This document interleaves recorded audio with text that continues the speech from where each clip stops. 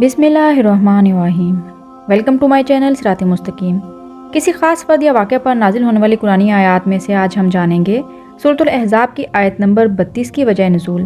اس آیت کا ترجمہ کچھ اس طرح سے ہے: کسی مومن مرد اور عورت کے لیے یہ روا نہیں کہ جب اللہ کا رسول صلی اللہ علیہ وآلہ وسلم کوئی فیصلہ کر دیں تو پھر ان کا کوئی اختیار باقی نہیں رہتا، اور اگر کوئی اللہ اور اس کے نبی کی نافرمانی کرے تو وہ صریح گمراہی میں پڑ گیا۔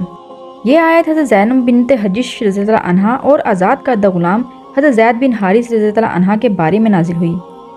اس واقعے کی تفصیلات کچھ اس طرح سے ہیں۔ یہ آیت اس وقت نازل ہوئی جب حضور صلی اللہ علیہ وآلہ وسلم نے حضرت زید رضی اللہ عنہا کے لیے حضرت زینب کے ساتھ نکاح کا پیغام بھیجا۔ حضرت زینب اور ان کے بھائی حضرت عبداللہ بن حجش یہ رشتہ منظور کرنے کو تیار نہیں تھے۔ اس آیت کے نزول کے فوری بعد وہ تیار ہو گئے۔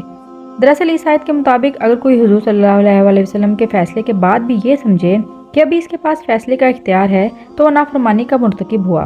حضرت زینب قریش خاندان سے تھیں، حضور صلی اللہ علیہ وآلہ وسلم کی پھوپھی ذات تھیں۔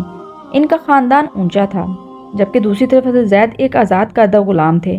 اس وجہ سے حضرت زینب اور ان کا بھائی اعلیٰ خاندان ہونے کی وجہ سے اپنی بہن کا رشتہ آزاد کردہ غلام سے کرنے پر رضامند نہ تھے۔ آیت کے نازل ہونے کے بعد بھائی عبداللہ نے اپنی بہن زینب کا رشتہ حضرت زید سے کر دیا۔ اس آیت سے ہمیں یہ سبق ملتا ہے کہ نبی کریم صلی اللہ علیہ وآلہ وسلم کی نافرمانی کسی بھی حال میں جائز نہیں۔